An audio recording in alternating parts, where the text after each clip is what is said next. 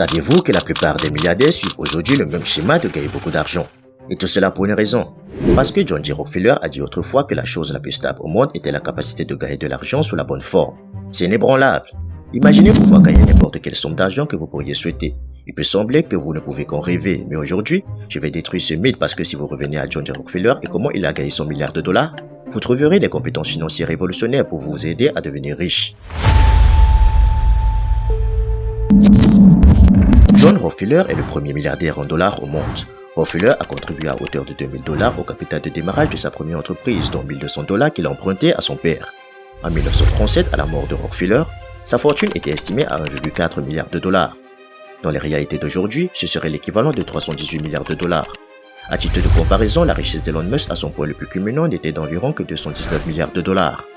Après avoir étudié plus en détail la biographie de John Rockefeller, j'ai réalisé que le secret de sa réussite réside en quelques compétences monétaires simples. Et pendant que vous donnez un coup de pouce à cette vidéo, je vais vous révéler l'essence de ces compétences. Gardez une trace de votre argent. Rockefeller a gagné son premier argent dans la ferme d'un voisin où il a aidé à ramasser des pommes de terre et à élever des lapins. Puis il a suivi les conseils de sa mère et a fait sa première entrée dans le grand livre, où il a tout noté jusqu'au dernier centime, combien et pour quel argent il a reçu et comment il l'a dépensé. C'est l'analogue de l'état des flux de trésorerie moderne, l'un des outils qui sont utilisés pour garder une trace des finances de l'entreprise qu'il a détenue jusqu'à sa mort, et John Rockefeller a vécu jusqu'à 97 ans. Les biographes de Rockefeller ont mentionné qu'il a grandi dans une famille à faible revenu. Les informations sur les revenus de son père n'ont pas été trouvées. Ce que nous savons avec certitude, c'est que le père du futur milliardaire était un marchand ambulant qui voyageait beaucoup à travers le pays. Et pendant que le chef de famille était absent, la mère de Rockefeller a dû économiser de l'argent. Elle a donc pris l'habitude de compter chaque centime, une manière qu'elle a inculquée à ses enfants depuis l'enfance. John a vu comment garder une trace de l'argent aide à le multiplier. Ses parents voulaient qu'il aille à l'université, mais Rockefeller a choisi une école de commerce où il étudia la comptabilité. Après ses études, il a obtenu un emploi d'assistant comptable. Son amour pour les chiffres a été rapidement remarqué et apprécié par ses supérieurs. Aucun des collègues de Rockefeller n'aimait bricoler avec des périodes et des projets terminés, ce qui n'était pas le cas de John. Le salaire était de $17 par mois et à partir du deuxième mois, il en avait déjà 25 et un an plus tard, il est devenu manager avec un salaire de $800 par an. Il est important de souligner à quel point John était attaché à la littératie financière et ce sont ses connaissances monétaires qui sont devenues le fondement de sa richesse future. Donc je vous conseille de porter votre attention sur l'éducation financière personnelle. N'ayez pas peur d'emprunter. Les entrepreneurs considèrent l'argent emprunté comme un mal qu'il vaut mieux éviter.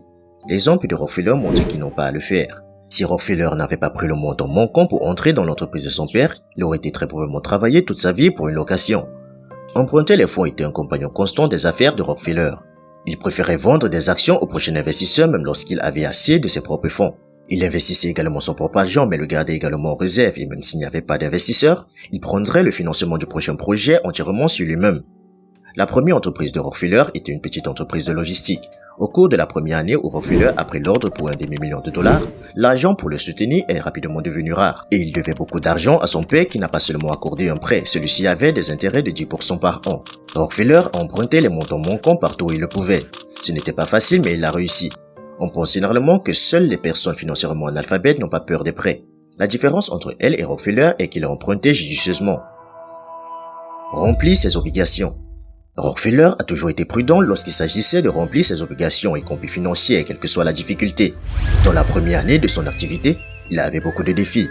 Il trouvait toujours le bon montant à la bonne date. Dans ses mémoires « Comment j'ai gagné 500 millions de dollars », Rockefeller se souvient de comment son père est venu à son bureau pour un autre remboursement de prêt au moment le plus inopportun et a insisté sur le fait qu'il avait besoin de l'argent en ce moment. Rockefeller lui-même a du mal à dire si c'est arrivé par hasard ou si le père a spécifiquement choisi les dates pour des raisons éducatives. De toute façon, chaque créancier, y compris son père, a reçu de lui la somme due en temps et en heure.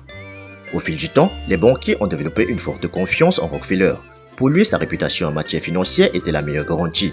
Donc n'oubliez pas de surveiller attentivement votre historique de crédit et votre réputation financière. Chaque décision a son prix. Rockefeller a pu emprunter sans aucune peur et remplissait régulièrement ses obligations parce qu'il n'a pas agi au hasard. Chaque décision a été soigneusement calculée à l'avance. Lorsqu'il a emprunté de l'argent, il a toujours pris en compte quand et combien il devrait rembourser, comment il le rendrait et combien il gagnerait sur les fonds empruntés. S'il investissait son propre argent, il calculait quand et par combien il le multiplierait. Rockefeller n'investit des millions de dollars dans ses entreprises que si l'investissement a montré une augmentation de la production ou une réduction des coûts qui s'est convertie en une augmentation des bénéfices. Rockefeller a été le premier aux États-Unis à arrêter de transporter du pétrole dans des fûts en bois à cheval et a commencé à transporter du pétrole dans des réservoirs par chemin de fer, conduisant des trains entiers à travers le pays. C'est lui qui a cessé d'économiser sur la sécurité des raffineries lorsqu'il a évalué les dégâts causés par les incendies constants et que les premières raffineries américaines étaient littéralement des hangars. Les hommes du pétrole pensaient que le pétrole était un business rentable mais que bientôt tout serait pompé. Et donc, ils ne voyaient pas l'intérêt d'investir dans l'infrastructure. Lorsque Rockefeller a commencé à exporter du pétrole, il avait besoin d'appareils pour le transférer des réservoirs aux pétroliers. Rapidement, Rockefeller a ses propres frais à équiper les gares nécessaires. À première vue, il les a juste donnés au chemin de fer gratuitement. Mais ceci dans l'addition au volume de transport est devenu un argument pour abaisser le tarif et a permis à Rockefeller de transporter le pétrole par chemin de fer 3 fois moins cher par rapport à ses concurrents. Rockefeller possédait également plusieurs mines de fer. Lorsqu'il s'est rendu compte qu'il était plus rentable de transporter le minerai vers les hauts fourneaux et les ports sur des navires que sur des trains, il a construit sa propre flotte à partir de zéro. Les partenaires de Rockefeller considéraient ces innovations comme trop risquées et ne voulaient pas investir dans de tels cas. Il a dit d'accord, j'investirai l'argent seul mais tous les bénéfices seront également exploités. Après que les partenaires soient immédiatement devenus accommodants, tout le monde savait que puisque Rockefeller était prêt à investir, il y aurait certainement un profit. Le concept de richesse. Il y a des vérités dans le monde de la finance qui sont depuis longtemps devenues de l'or et qui sont garanties pour enrichir beaucoup de gens. C'est exactement ce que sont les compétences financières de John Rockefeller. Leur simplicité et leur accessibilité peuvent effrayer la plupart d'entre vous, mais ceux qui trouvent la force en eux-mêmes et peuvent les gérer correctement atteindront leur objectif financier personnel en un rien de temps. Vous étiez sur Investir Réussir, merci d'avoir regardé et à la prochaine.